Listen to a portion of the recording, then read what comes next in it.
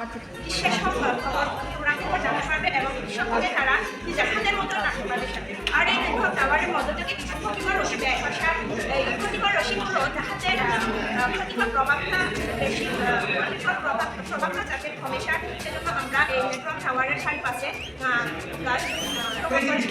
আর এখানে গাছ এটার ডেমোচিত্র মাধ্যমে আমরা প্রদর্শন করেছি সেজন্য আমরা গাছগুলো ছোট করে রেখেছি। অবশ্যই এগুলো বড় বড় গাছ হবে।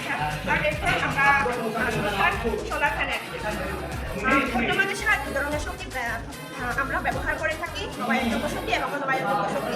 আর বাংলাদেশ প্রায় এই অনবায়নযোগ্য শক্তির উপর নির্ভরশীল। সেই অনবায়নযোগ্য শক্তি হচ্ছে তেল, গাছ, কয়লা ইত্যাদি বিদেশ থেকে আমদানি করে আনতে হয়। যেহেতু সেই আমদানির মাধ্যমে আনতে হয় বিভিন্ন ধরনের সমস্যা হয় স্যার, সেই সমস্যার মাধ্যমে যেহেতু সঠিকভাবে আনতে না পারে তখন আমাদের দেশের মধ্যে বিভিন্ন ধরনের বিদ্যুতের সমস্যা হয়ে থাকে স্যার। আর সেই সমস্যাকে আমরা সমাধান করার জন্য সোলার প্যানেলের মাধ্যমে আমরা সূর্যের আলোকে ব্যবহার করে সোলার প্যানেলের মাধ্যমে বিদ্যুৎ শক্তি উৎপাদন করতে পারি। এই বিদ্যুৎ শক্তি উৎপাদনের মাধ্যমে আমাদের এই গ্রামের প্রত্যেক পরিবারের মতো ব্যবস্থা আছে, তারা সেই সোলার প্যানেলের মাধ্যমে তারা বিদ্যুৎ সরবরাহ তাদের চাহিদা মতো পেতে পারে স্যার। এবং যেগুলো বাড়তি থাকে সেই বিদ্যুৎগুলো আমরা এই পাওয়ার হাউসের মধ্যে রাখতে। আর তারপর হচ্ছে এই বায়োপ্ল্যান্ট।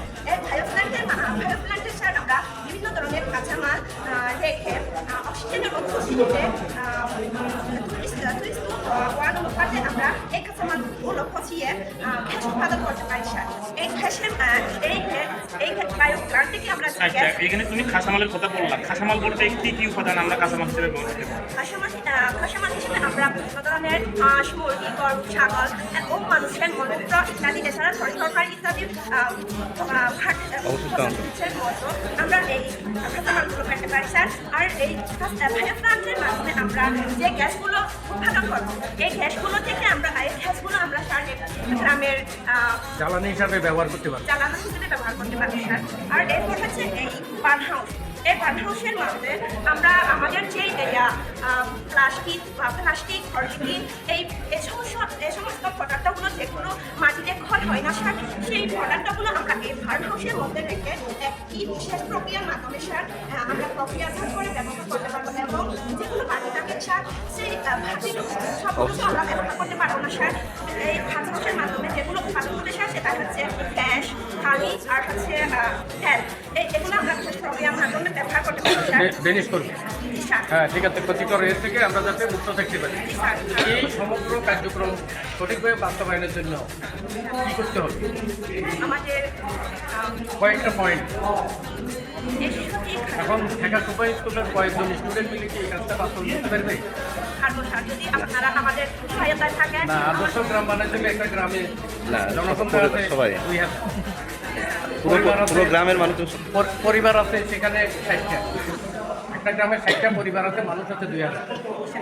তাদেরকে আমরা সম্পৃক্ত করতে হবে। গ্রামের আওতায় কি করতে হবে আমাদের করণীয়? প্রথমে আমাদের গ্রামে তাদেরকে আমাদের এই আধুনিকতার বলতে হবে এবং এই আমরা যে স্মার্ট মানে আদর্শ গ্রাম এটা করে আমাদের জনগণদের খুব সচেতন আমি বলি ওদেরকে উদ্বুদ্ধ করতে হবে, বলে মোটিভেশন, তাদেরকে প্রশিক্ষণ দিতে হবে।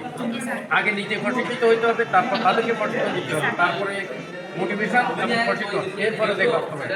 টিমটা খুবই ভালো, কিন্তু বাস্তবায়ন করতে গেলে 2-4জন 5জন মানুষ দিয়ে সম্ভব। ওই যে বর্জ্য বলছো, তুমি 5 জনে বর্জ্য ফেললে নির্দিষ্ট জায়গায়, বাকিরা ছেলে তুমি যেখানে সেখানে। আর তুমি বর্জ্যটা বায়োপ্ল্যান্টে এনলা, ওরা অন্য জায়গায় ফেলে দিত, ওরা জ্বালানি হিসাবে ব্যবহার করে। এই জন্য স্যার কিন্তু বারবার সচেতনতার কথা বলছে, হ্যাঁ, মোটিভেশনের কথা বলছে। আগে উদ্বুদ্ধ করতে হবে, তারপর তাদেরকে প্রশিক্ষণ দিতে হবে। কারণ একটা বায়োপ্ল্যান্ট একটা পরিবারের জ্বালানির জন্য কতটুকু বর্জ্য প্রয়োজন, মনে করো গোবর হলে সেটা বায়োপ্ল্যান্ট সকাল থেকে সন্ধ্যা পর্যন্ত কিছু লাগবে।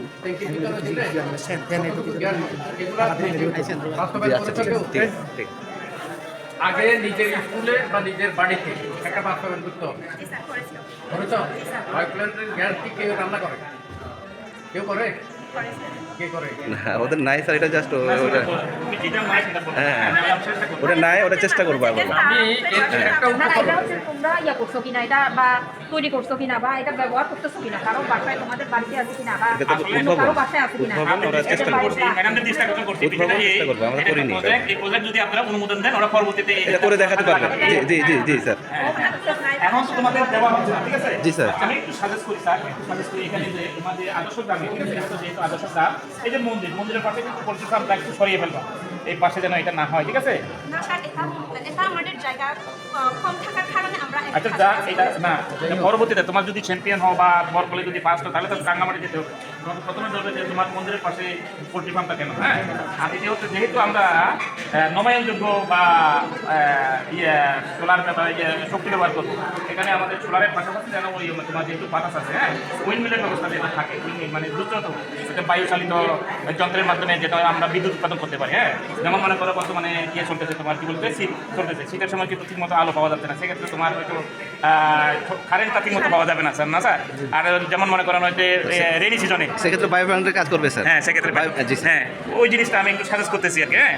ওয়াইন মিল, সরি উইন্ডমিল, Windmill, স্যার, জি, স্যার, জি, যেটা যেন রাখা হয়, আর এটা একটু পারলে ওই দিক থেকে সরিয়ে নিও, কারণ এটা যদি আপনার বরকলা চ্যাম্পিয়ন হয়ে যদি রাঙামাটি যায় তাহলে কিন্তু এই সমস্যাগুলো মানে উৎপন্ন না হয়। জি, স্যার। পরিবেশগত হ্যাঁ, পরিবেশগত, হ্যাঁ। যে পোল্ট্রি ফার্ম করছো, এটার পোল্ট্রি ফার্মের যে বলছো, হুম।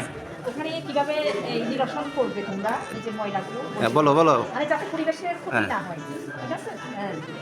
এই পোল্ট্রি ফার্ম থেকে যে মলগুলো বের হবে বা সারবে, সেই মলগুলো আমরা প্রতিদিন পরিষ্কার করে আমরা এই হাউসের মধ্যে রাখবো। বান হচ্ছে, হ্যাঁ।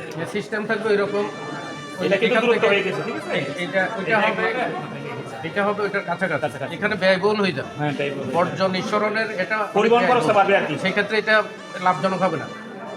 হুম। আমাদেরকে এই জন্য আমি বারবার বলছি এটা তোমাকে সরিয়ে ওই কাছাকাছি অথবা গ্রাম থেকে একটু মানে আমার পরিকল্পনাটা এমনভাবে করতে হবে যাতে আমি অল্প খরচে বেশি বেনিফিট পাই।